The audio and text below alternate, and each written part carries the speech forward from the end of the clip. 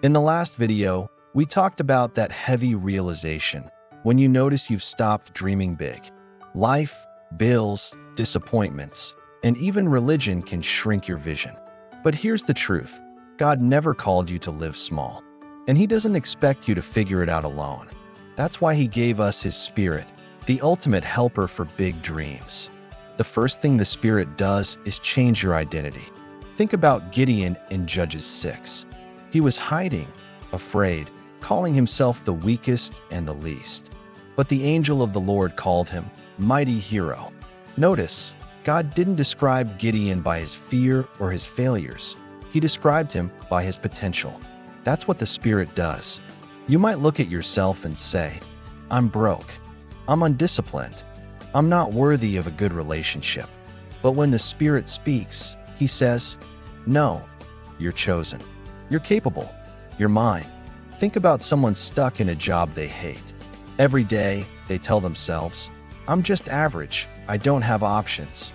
But the moment the Spirit shifts their identity to, I am valuable, I carry solutions, they start applying differently, showing up differently, and eventually stepping into opportunities they never thought possible. Identity is the soil where big dreams grow. Once your identity changes, the Spirit begins planting visions in your heart. And these aren't small, play it safe goals. These are dreams that scare you just enough to stretch you. Maybe it's the idea to start a business. Maybe it's the courage to go back to school. Perhaps it's simply believing you can have a healthy family, even though you grew up in a dysfunctional one. The Spirit gives you glimpses, pictures of a future that's brighter than your present. Sometimes it comes as a burning desire. Other times it comes as a random idea that just won't leave you. That's Him whispering, there's more in you than this. But here's the beauty. The Spirit doesn't just drop a dream and disappear. Isaiah 11 verse 2 describes Him as the Spirit of wisdom, understanding, counsel, and might. That means He gives you both vision and direction. Say the Spirit puts in your heart the dream of writing a book. At first it feels impossible. You're busy, unqualified, unsure. But as you pray and listen, He gives you strategy. Wake up 30 minutes earlier each day. Write one page. Or maybe your dream is to get out of debt.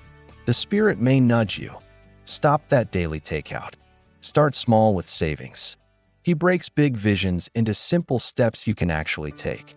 Because He knows dreaming without direction leads to frustration. But when He gives you wisdom, suddenly what felt overwhelming becomes possible. So here's my challenge for you this week. Ask the Holy Spirit 3 simple questions every day. Who do you say I am today? What dream are you planting in my heart right now? What's the next step I should take?